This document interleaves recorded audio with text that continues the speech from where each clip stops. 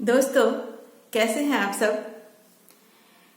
मेरी तीसरी कहानी संग्रह एहसास अमेजॉन पर पब्लिश हो चुकी है। आप सब ने पहली वाली दोनों किताबों को पढ़ा, उसकी कहानियों को समझा और सराहा। मुझे बहुत अच्छा लगा। अब ये जो तीसरी कहानी संग्रह है, ये सभी कहानियां 12 कहानी है। इसमें सारी कहानियां सच्ची घटनाओं पे आधारित है। उन घटनाओं को देखकर मैंने उन्हें खूब शब्दों का जामा पहनाकर कहानी का रूप दिया है। तो आशा करती हूँ ये सारी कहानियां भी आपको बहुत पसंद आएगी। आप पढ़िए, अमेजॉन पे फ्री है अभी, इसका कोई चार्ज नहीं है। बस आप आपके मोबाइल में अमेजॉन का किंडल ऐप डाउनलोड करके और इस बुक को खरीद कर आप उसमें जब चाहे पढ़ सकते हैं। आजकल दोस्तों किसी के पास इतना टाइम नहीं होता है कि बैठ के किताब लेके पढ़ें। हालांकि वो तरीका सबसे अच्छा है, पर बिजी लाइफ में हाथ में मोबाइल सबके होती है, तो आप उसे अपने किंडल में रखें और जब भी मौका मिले पढ़ते रहें। कहानियां सब बहुत छोटी छोटी है, लेकिन मार्मिक है और एहसासों से भरपूर है। इसलिए मेरी बुक का नाम भी एहसास है, तो आप जरूर पढ़िए। और इसी किताब की एक कहानी मैं आपको आज सुना रही हूँ। जैसा मैंने पहले कहा, सारी कहानियां सच्ची घटनाओं पे है। तो छोटी कहानी है, शीर्षक है इसका अकेलेपन का दंश।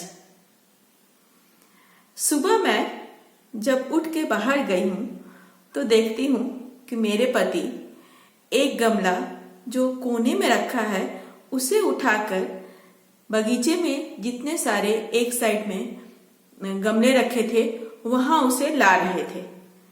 मैंने पूछा कि इसे आप वहां से उठाकर इधर क्यों ला रहे हैं, ये तो वही ठीक है।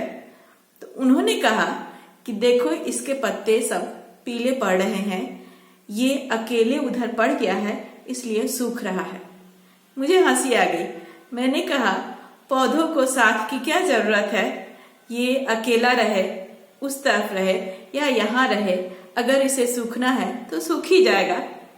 उन्होंने हंसते हुए कहा कि जैसे हम लोगों को एक दूसरे के साथ की जरूरत होती है, हमें रिश्तों की जरूरत होती है, उसी तरह से ये पौधे भी हैं, ये भी जीवित है और इन्हें भी साथ की जरूरत होती है।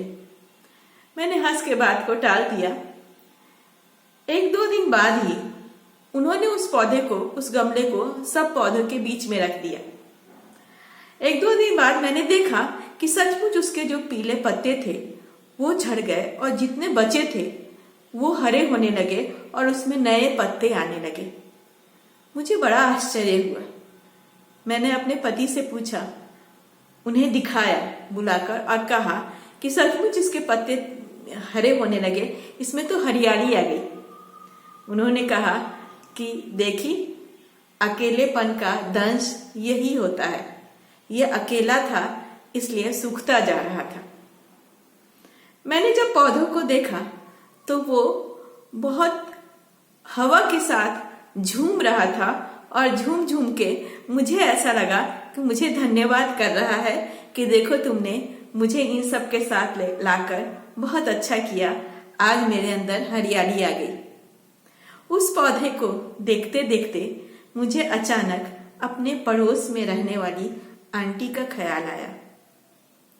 बड़ी समानता थी उस आंटी में और उस पौधे में। उनके दोनों बेटे अमेरिका जाके सेटल हो गए थे, वहां जॉब करते थे और अपने फैमिली के साथ वहीं रहते थे। जब तक अंकल थे सब कुछ ठीक ठाक था, लेकिन अंकल के डेथ के बाद आंटी बिल्कुल अकेली हो गई थी। पड़ोस में थी, मैं बार बार कोई न कोई बहाने से उन्हें बाहर बुलाती, उनसे बातें करती, लेकिन पिछले 1 हफ्ते से वो बिल्कुल बाहर नहीं आना चाहती थी। मैंने जितनी बार आवाज लगाई उन्होंने कोई न कोई बहाना करके टाल दिया। मुझे अचानक अपने पति की तरकीब का ध्यान आया और मैं उनके पास जाकर उनको बाहर बुलाने लगी।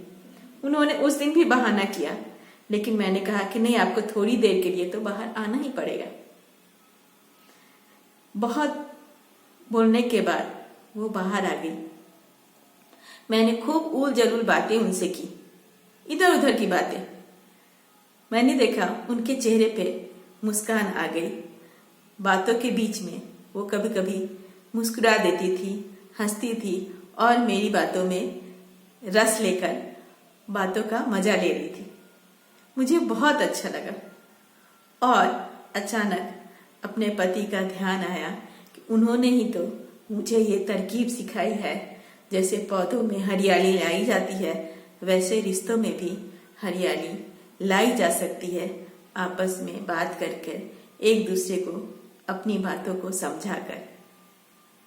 तो सचमुच दोस्तों, एकाकीपन एक ऐसी बीमारी है, मैं तो बीमारी ही कहूँगी, जो धीरे धीरे आदमी को कमजोर करती जाती है, जिसका पता उसे चलता ही नहीं है। उसको मालूम ही नहीं होता है कि वो कैसे कैसे कैसे धीरे धीरे डिप्रेशन में जा रहा है। किसी से बात करना, अपनी मन की बात को शेयर करना, जिससे मन हो, वो अपना हम उम्र हो सकता है या फिर अपने रिश्तेदार में कोई हो सकता है या कोई छोटा बच्चा भी हो सकता है। छोटे बच्चे जब बाहर गार्डन में खेलते हैं, आप उनको देखो, उनकी निश्चल हंसी देखकर मन बहुत खुश हो जाता है और उनसे प्यारी प्यारी बातें उनकी सुनकर उनसे बात करने का जी करता है। तो आप कभी अकेलेपन का एहसास हो, आपको उसकी फीलिंग हो, तो आप बाहर जाइए, लोगों से बातें कीजिए। कोई जरूरी नहीं है कि हम बहुत ज्ञान की बातें करें, कुछ भी बातें कर सकते हैं। अपने मन की बात को शेयर कीजिए और इस अकेलेपन के दंश से बचिए। तो ये थी मेरी कहानी, आप लोगों को पसंद आई होगी और कहानी पसंद आए तो आप इसे लाइक कीजिए, शेयर कीजिए और सब्सक्राइब कीजिए। और हाँ दोस्तों, मेरी कहानियाँ जरूर पढ़िए। ये एक कहानी थी ऐसी, उसमें 12 कहानियाँ हैं। आप पढ़िएगा तो आपको बहुत मजा आएगा। एहसास पे सब आधारित कहानियाँ हैं। तो आप लोगों के प्यार से ही और आप लोगों के सपोर्ट से ही मैं इतनी प्रेरित होती हूँ, कहानियाँ लिखती हूँ, कविताएं लिखती हूँ और आप तक पहुँचाती हूँ। मुझे बहुत अच्छा लगता है कहानियाँ लिखना, कविताएं लिखना, और मुझे जैसे लिखना अच्छा लगता है वैसे आपको पढ़ना अच्छा लगता है। मेरे कई दोस्त, मेरे कई जान पहचान के लोग अभी एक वीक में कुछ लिख नहीं पा रही थी, कुछ बिजी थी अपने लाइफ में, तो कईयों का ऐसा मैसेज आया कि आपकी नई कविताएं अभी तक आई नहीं है। तो सुन के बहुत अच्छा लगता है, इतना लोग पसंद करते हैं। तो जो नए देखने वाले हैं वो मेरे चैनल को सब्सक्राइब कीजिए और मेरी कहानियाँ सुनिए, कविताएं सुनिए और पढ़िए भी। अमेजॉन पर बुक है, उससे 3 बुक है। जो लोग नहीं पढ़े हैं, तीनों बुक पढ़ सकते हैं बारी बारी। और अभी जो लेटेस्ट आई है एहसास, उसमें छोटी छोटी कहानियाँ हैं, वो आपको बहुत पसंद आएगी, ऐसा मेरा मानना है।